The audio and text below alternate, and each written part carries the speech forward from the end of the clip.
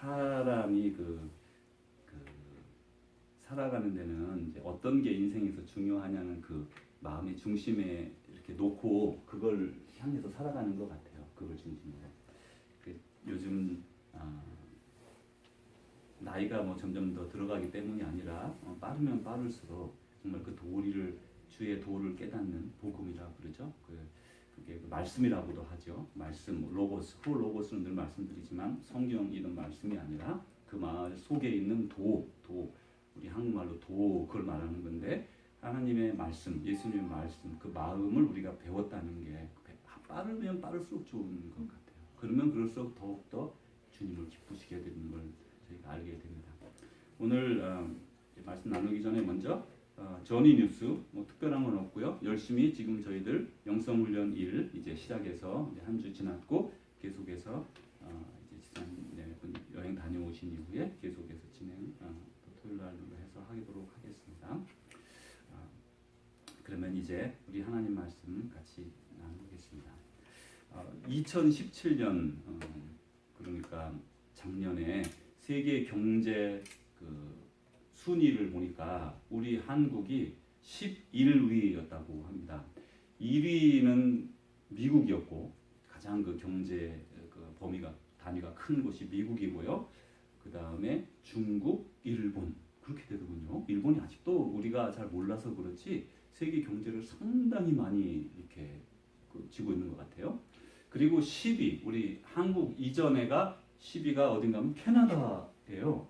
그 캐나다도 생각보다 경제 규모가 크다는 걸 제가 다시 생각했고 그 다음에 우리나라 다음에 11위 다음에 12위는 러시아였습니다. 그래서 우리가 모르는 사이에 러시아도 아주 크구나.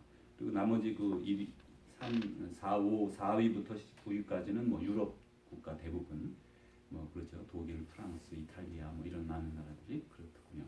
그런데 이제 참 그러면서도 좀 우리에게 생각하게 하는 거는 그런 OECD 34개국 중에 노인층 그러니까 나이로 볼 때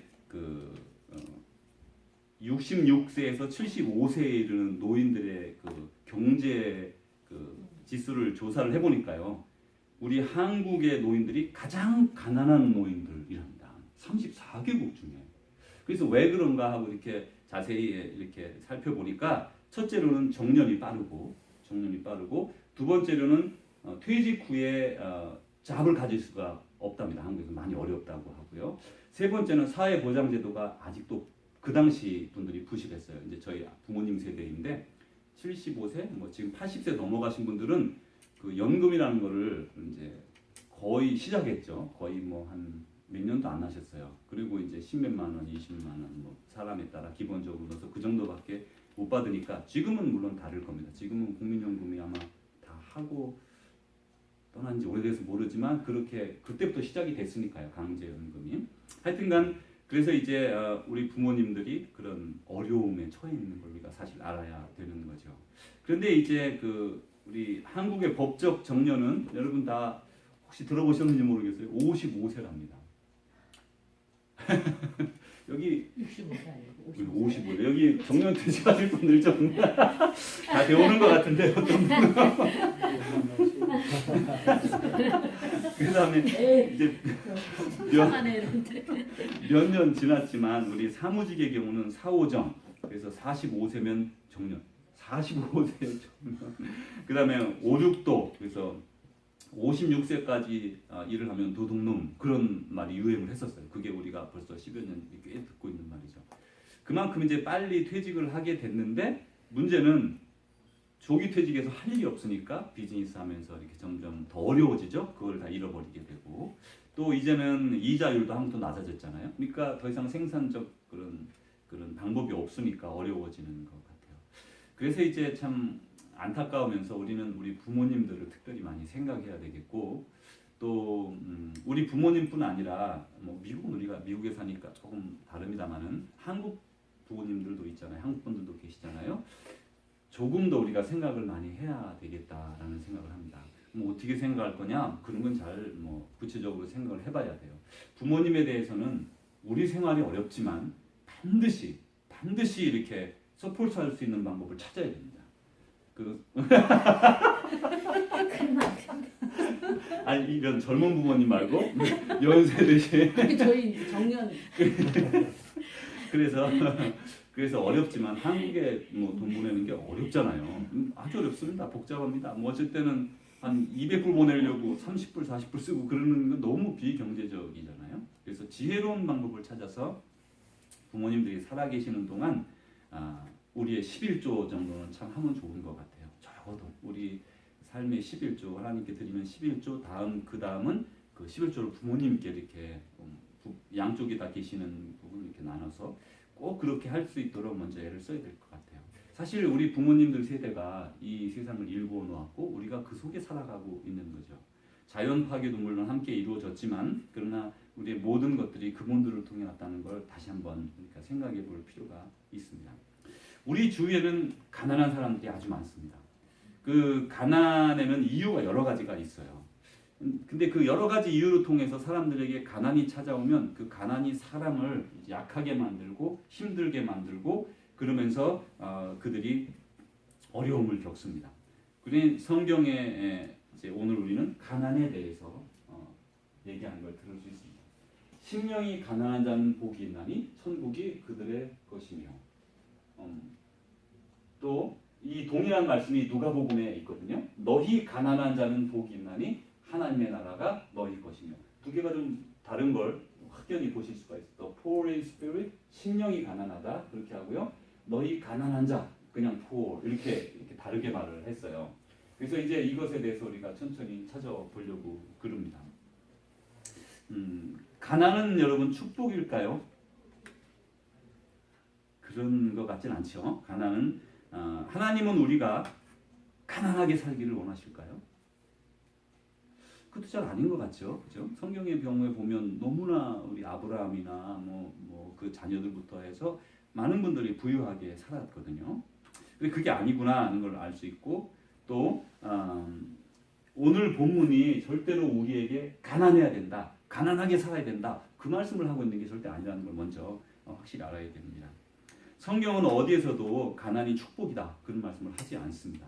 그런데 가난한 사람도 부자와 마찬가지로 가난하기 때문에 영성이 더 좋을 것이거나 또 하나님께 가까이 있다라고 말할 수 없습니다. 그렇게 말하지 않기 때문입니다. 오직 그리스도를 닮은 성도만이 하나님의 자녀이고 또 예수 그리스도의 제자가 되는 것이죠. 그래서 오늘 본문에서 말하는 주님이 말씀하시는 가난이라는 것은 이렇게 의미를 가지고 있어요.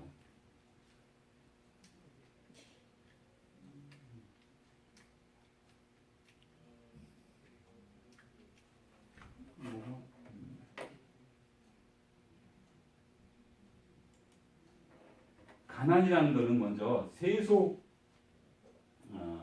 정신의 지배를 받지 않고 있다는 의미예요. 우리가 세상에서는 만몬이라고 하는 신에 의해서 지금 우리 시대만 그런 게 아닙니다. 이런 재물에 의지하는 것은 지금만 그런 것이 아니라 아주 예전부터도 그렇게 지배를 받았기 때문에 그 세속 정신의 지배를 받지 않아야 된다. 그런 말씀을 하는 것이고요. 두 번째로는 우리에게 재물에 의존하지 않고 하나님을 의지한다는 의미입니다. 이제 우리 교회의 그 역사 속에서 이제 재물을 모든 이웃들에게 나눠주고 수도원으로 들어가는 사람들이 있었어요.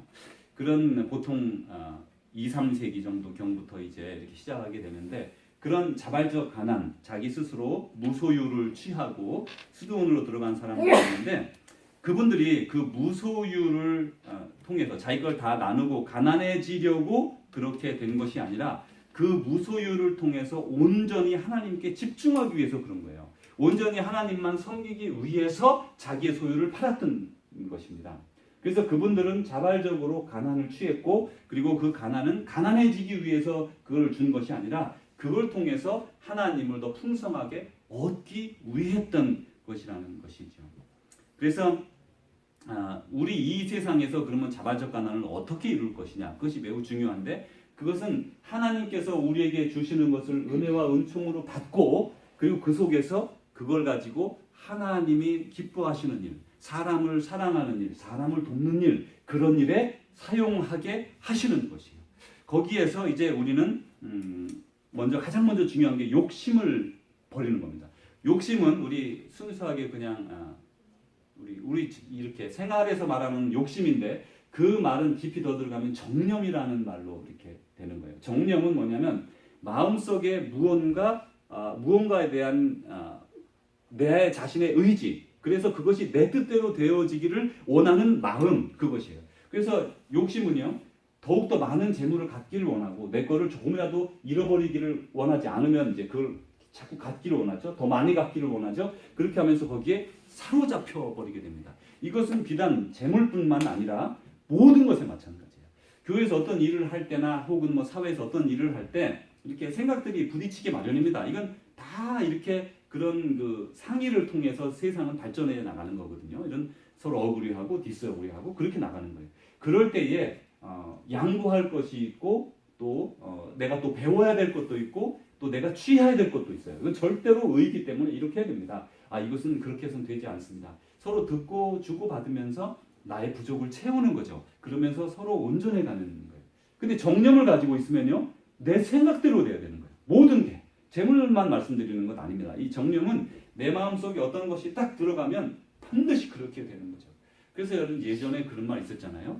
피아노를 오른쪽에 놔야 된다. 강단 왼쪽에 놔야 된다. 그거 가지고 교회가 갈라져서 두 교회가 됐다는 그런 얘기가 있어요. 그게 우스갯소리가 아니라 정말로 있었던 일입니다. 피아노가 강단 위에 있어야 된다. 강단 밑에 있어야 된다. 그걸 가지고 갈라진 교회도 있고 그래요. 이건 그게 본질이 아니잖아요.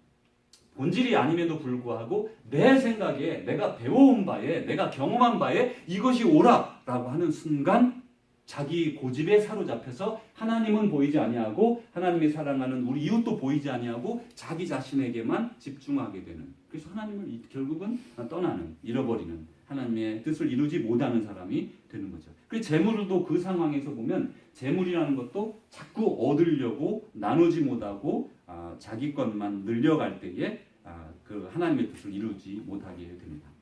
근데 오늘 이제 이렇게 우리가 그 자발적 가난을 선택하고 아직까지는 배워가는 과정이어서 잘 모르고 또 그렇지만 점점 더 이제 깊어지게 될 거예요. 그래서 성경에 보면 이 말씀이, 오늘의 말씀이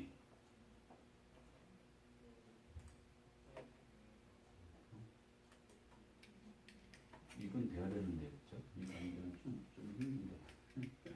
네, 이 원문에 보면 우리 오늘 본문하고 조금 다르게 돼 있어요.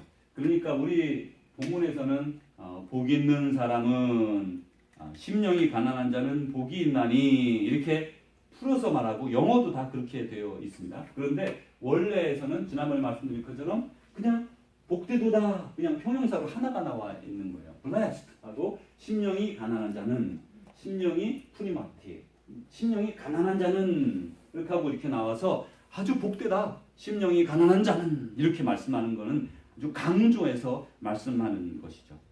근데 이제 이 오늘 말씀하신 심령이 가난한 자는 복이 있나니 천국이 그들의 것이며, 이것은 우리가 오늘 말씀 나누는 우리 예수님의 그 산상보훈의 특별히 첫 번째 말씀입니다. Blessed are the poor in spirit, for there is the kingdom of heaven. 심령이 가난한 자는 복이 있나니 천국이 그들의 것이며, 이렇게 말씀했어요. 심령이 가난한 자에 대해서 가장 먼저 말하거든요. 심령이 가난한 자, 애통하는 자, 온유한 자, 긍휼히 여기는 자, 마음이 청결한 자, 화평케 하는 자, 의를 추구하는 자, 이렇게 8가지 쭉 말하면서 심령이 가난한 자를 가장 먼저 넣는데, 이것은 그냥 의미 없이 뭐 어떤 건 먼저 놓고 어떤 건 뒤에 놓고 한 게 아니고 여기에 깊은 의미가 있습니다. 왜냐하면 심령이 가난하지 않으면 천국에 들어갈 수 없기 때문에 그렇다는 거예요. 그 다음에는 애통하고 긍휼히 여기고 해서 더 깊이 들어가지만 가장 기본적인 게 뭐냐면 심령이 가난한 자, 심령이 가난한 자에 대해서 영적인 논리적 순서에 따라 말씀하는 겁니다. 그렇다면 이제 심령이 가난한 사람은 어떤 사람일까? 누가 심령이 가난한 사람일까? 이렇게 이제 살펴보려고 그럽니다. 이제 심령이 가난한 자가 누군가를 알려면 구약 성경에서부터 그 배경을 우리가 이제 가져올 수가 있어요.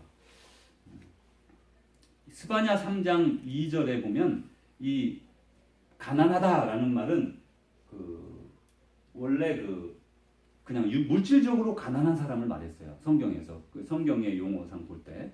그런데 그러다가 점점점 지나가면서 이제 그 가난한 사람들은요 이런 특징이 있어요. 하나님 외에는 어디서도 도움이 오지 않는 거예요. 가난하니까 능력이 없으니까 돈을 벌 수 없으니까 그런 여러 가지 그런 환경 속에서 아니면 불구가 됐으니까 남편을 잃었으니까 이런 여러 가지 환경 속에서 이제 살아갈 방법이 없으니까 바라보는 게 누굽니까? 하나님밖에 없는 거예요. 그냥 하나님 살려주세요. 우리도 간혹 그런 상황에 처할 때도 있죠. 우리는 이제 워낙 하나님께 많은 능력을 받아서 혹은 사회보장제도나 여러 가지를 통해서 이렇게 하나님 없이도 그죠? 그렇게 갈망하지 않고도 살 수 있지만 가끔 우리가 그런 상황에 처합니다. 어떤 분이 응급실에 들어가서 지금 생과 사의 기로에 있을 때, 특별히 가족이 그럴 때, 그때는 정말 의사고 뭐고 아무 능력이 없어요. 아무 능력이 없어요.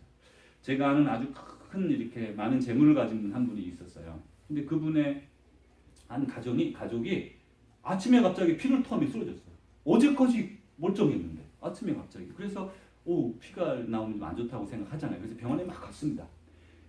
아주 큰 부자이기 때문에 또 다 알고 그런 모든 상황을 다 아는 거기에서 모든 의료진이 다 달라붙었어요.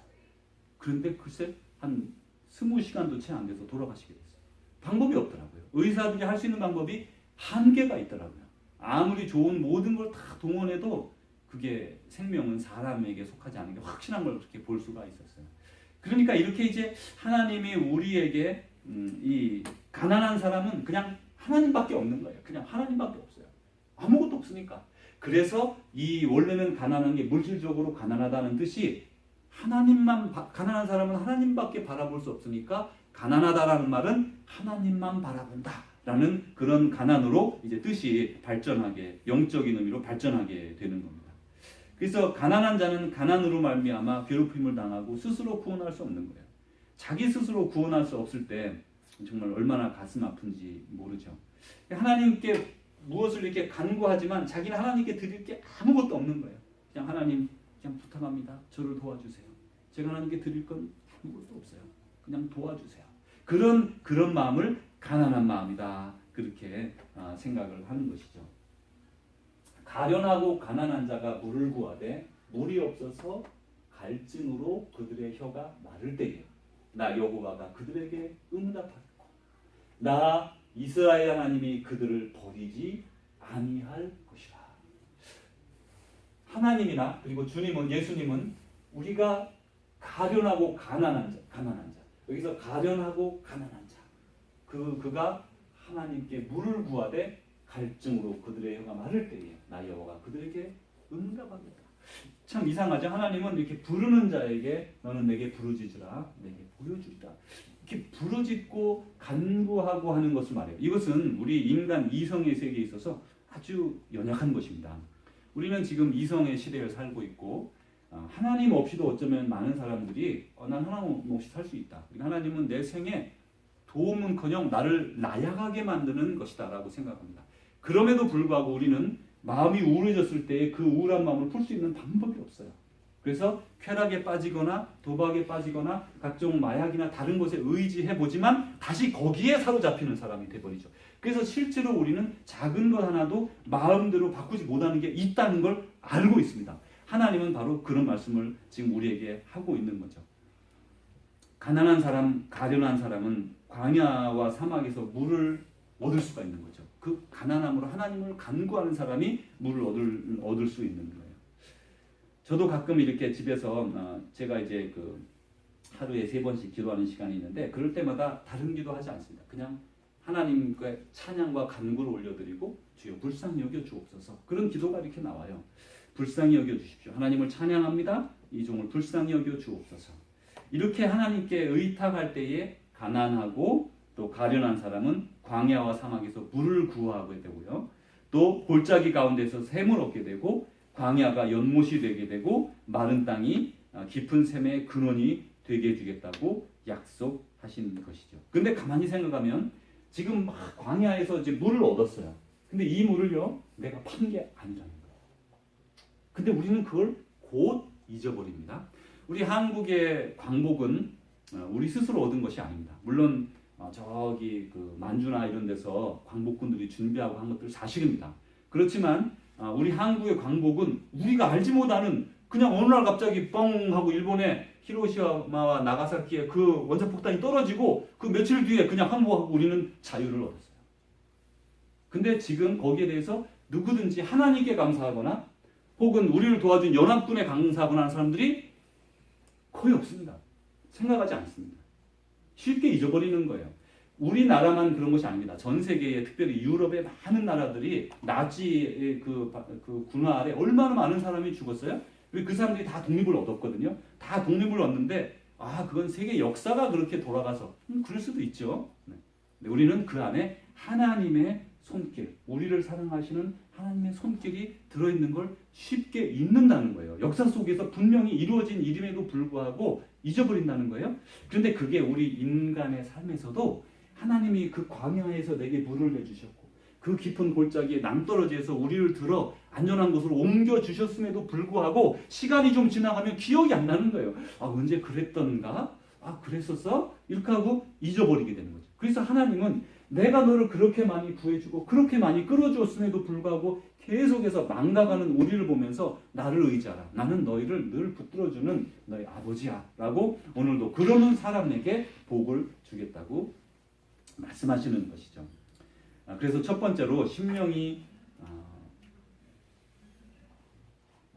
이건 제가 이거를 말씀드리려고 그러는데 여기서 그 시편 34편 6절에 나오는 그 보면 가엾은 자의 부르짖음을 야훼 들으시고 이렇게 하고요. 곤고한 자, 비천한 몸, 가련한 자 이렇게 해서 여러분이 보시기에 가엾은 자의 푸어라는 의미가 있습니까 없습니까? 그냥 별로 가난하다는 의미는 없죠. 근데 이게 바로 푸어라는 의미로 이렇게 쓰여진 단어예요. 그 성경 원어에는 이 원어가 가난한 자, 그러니까 poor, 그 다음에 또 afflicted, 그 다음에 humble 이런 것을 동일한 한 단어에 다 썼던 것이죠. 그래서 이 가난이라는 것은 여러 가지 의미를 품고 있고 성경에서의 가난은 물질적 가난보다는 더 영적 가난을 이루고 있다는 걸 알 수가 있어요. 이제 그래서 첫 번째로 심령이 가난한 자는 하나님께서 구해주실 것을 기대하면서도 자신이 하나님께 주장할 것은 아무것도 없다는 것을 깨닫는 사람입니다. 이 가난한 자, 우리 요한계시록 2, 3장에 나오는 이제 7교회가 있는데 그 교회 중에 부유한 교회가 있었습니다. 내가 말하기를 나는 부자라 부유하여 부족한 것이 없다 하나 내 곤고한 것과 가련한 것과 가난한 것과 눈먼 것과 벌거벗은 것을 알지 못한다. 라오디게아 교회에 주는 말씀인데 이게 그 라오디게아 교회는 그 위치가 이렇게 도시와 도시가 연결되는 곳에 있었습니다. 그래서 은행업이 아주 발달했습니다. 그럼 재물이 돈이 많다는 거 아니겠어요? 은행이 발달하고 그 다음에 여기는 특이하게도 섬유가 또 발달이 했어요. 그래서 은행과 섬유가 유명했고 또 안약을 이렇게 만드는 그런 그 나오는 물질이 안약으로 만들어가지고 아주 상중으로 부유할 수밖에 없는 그런 지역입니다. 그런 지역에 다니는 성도들은 많은 사람이 부자였던 거예요. 그래서 교회가 부유했던 거예요. 우리 예전에 한국에서 강남의 교회하고 강북의 교회하고 다르다고 막 그랬거든요. 그런 것이에요. 아주 부유한 곳에 위치한 교회고 그래서 그분들은 생각하기를 우리는 부자다. 재물이 많아. 부유하고 부족한 게 없어. 근데 주님은 뭐라 그러세요? 사도 요한을 통해 곤고하고 가련하고 가난하고 눈멀고 벌거벗은 것을 알지 못한다. 라고 말하면서 그들의 눈먼 것에 대해서 말하고 있죠. 그래서 심령이 가난하다는 것은 내가 주님께 드릴 건 아무것도 없지만 하나님 그저 주님의 도우심을 간구합니다. 주님 앞에 이렇게 아무것도 주장할 것 없이 나아가는 그런 주님만 바라는 마음을 가진 사람이 가난한 사람이죠. 두 번째로는 심령이 가난한 자는 심령에 통회하며 떠는 자입니다.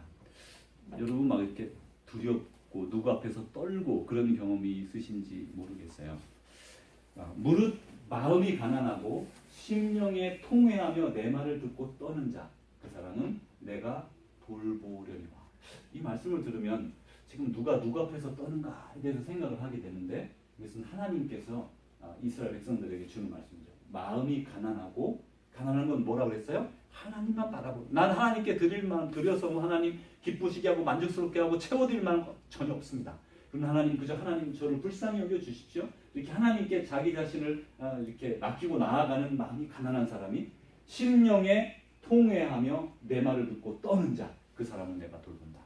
이 가난한 사람은 심령에 통회하는 사람인데, 심령에 통회하는 것은요, 내가 하나님의 말씀을 듣고 그 말대로 열심히 살았어요. 열심히 행동을 했어요. 그렇게 삶을 살아가다가 실수하고 넘어지고 낙오했을 때 그 슬퍼하고 통회하면서, 하나님 내가 왜 이렇게 연약합니까? 아직까지 이런 모습밖에 되지 않았네. 하나님 저를 용서해 주십시오. 그러면서 하나님 앞에 두려움으로 떠는 사람, 그게 바로 심령이 가난한 자라는 말씀이죠. 이제 본문의 말씀을 이해하려면 예수님 당시 그 사고를 이해하면 이제 큰 도움이 됩니다. 우리가 잘 아는 그런 사람이 있는데, 마태복음은 세리였다가 이제 그 예수님의 부름을 받고 사도가 된 마태가 유대인들을 위해서 쓴 복음이에요. 그러니까 마태복음은 유대인들, 이미 하나님의 말씀을 듣고 자라난 그 사람들을 위해서 쓴 복음서입니다. 당시 유대인들은 오랫동안 이 땅에서 잘 되는 것이 하나님의 축복이라고 생각했어요. 이건 뭐 그때만 있었던 사실이 아니라 오래전부터 하나님의 사람들은 잘 된다는 게 기본적인 통념이었습니다. 그러다가 더 예수님 시대는 더 그것이 강해져서 우리가 바리새인들을 보면, 바리새인들은 하나님의 말씀을 아주 철저하게 지키는 사람들 아닙니까? 서기관들은 하나님의 말씀을 번역하고 해석하고 적용해 주는 사람이고, 바리새인들은 그 말씀을 받아서 그 말씀 그대로 사는 사람들이거든요. 근데 이 사람들은 하나님의 말씀대로 사니까 복을 받아야 됩니다. 그래서 부자가 돼야 되는 거예요. 근데 부자가 안 될 수도 있잖아요. 다 부자가 될 수가 없지 않습니까? 그러다 보니까 부자가 돼야 믿음이 있다는 걸 증명하는 거예요, 이게. 그러니 이 사람들은 가부의 과산이고 뭐고 다 빼앗는 방법을, 수단과 방법을 안 가리고서 재산을 막 모으게 되죠. 그러면 여러분, 재산을 모으려면 나눠줄 수 있어요, 없어요? 잘 없어요. 우리도 그런 경험을 해보죠. 내가 부자가 돼야 되겠다. 내가 만약 어떤 사람이 목표를 한 얼마쯤 할까요? 큰 돈으로. 밀리언은 너무 작고, 그죠? 10밀리언, 100밀리언. 한 100밀리언은 내가 좀 벌어봐야 되겠다. 그런 생각을 가졌다고 생각해 보십시오. 100밀리언이 올 때까지는 나눠주기가 쉽지가 않은 거예요. 근데 그게 100밀리언쯤 가면, 9이 가면 100 너무 안 되는데 한 500밀리언 정도 있으면 좋겠다. 사람이 변하죠.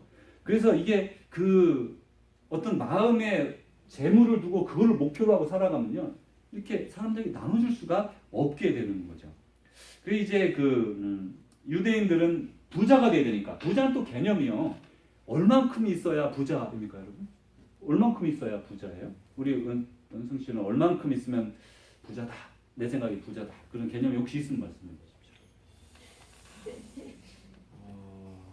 한 어느 정도 있으면 괜찮지. 그 정도는 부자야. 차를 바꿨을 정도. 그건 부자 아니고 다 바꾸는 거고요.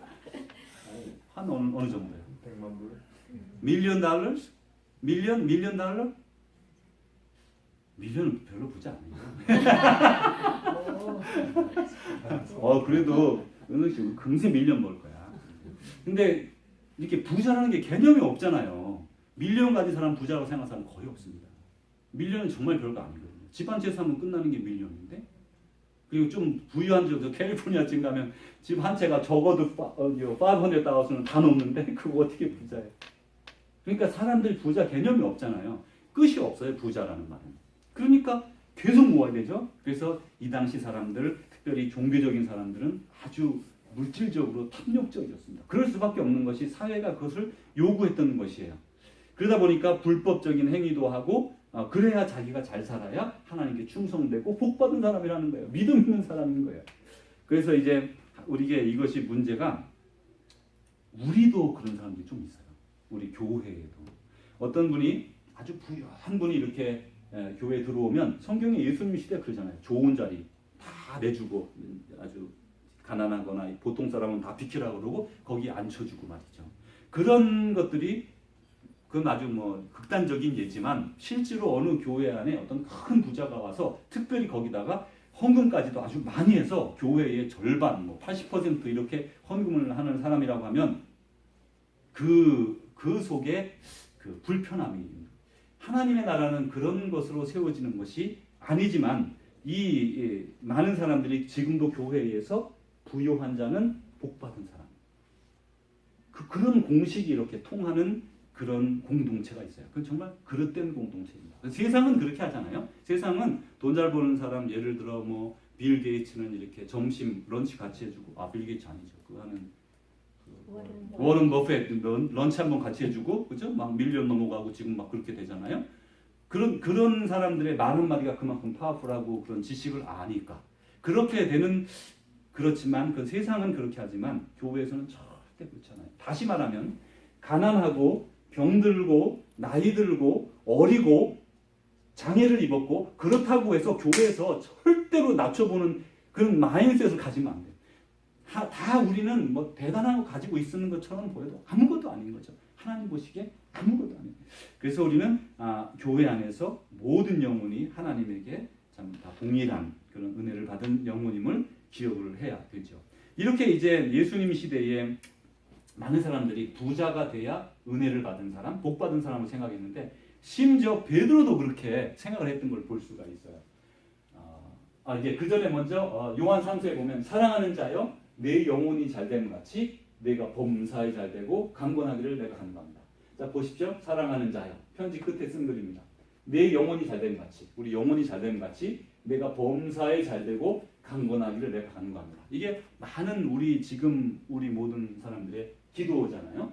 영혼이 잘 되면 범사가 잘 돼야 되고 건강해야 돼요. 믿음 있다고 하는 사람이 암에 걸리면 저 사람은 뭔가 문제가 있는 것 아닌가 이렇게 생각해 나가는 거예요. 저 사람 사업이 어려워지면 저 사람이 좀 우리가 모르지만 그런가 그렇지 않아요.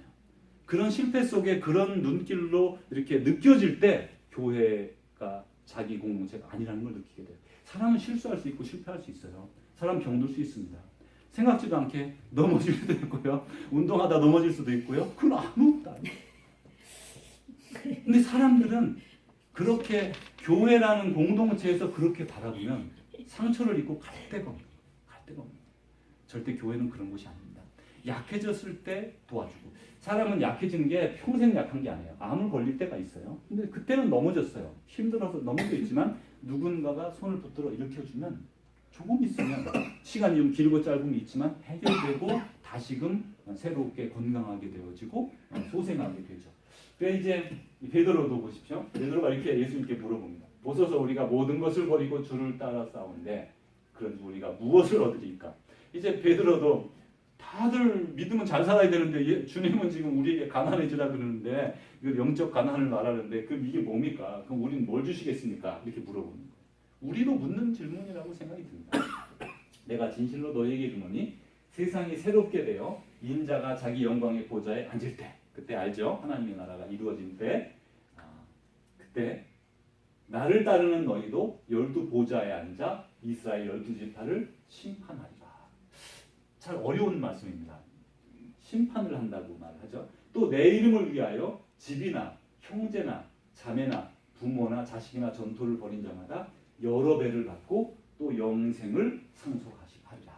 여기서 말씀하시는 것은 나중에 하나님께서 그런 어떤 우리를 하나님의 사역에 동참시켜 줄 것이라는 걸 알 수가 있고 두 번째로는 여러 배를 받는다. 혹은 누가복음에서는 또 다시 100배를 받는다. 이렇게까지 말씀하시면서 영생을 상속한다라고 말하는 걸 알 수 있어요.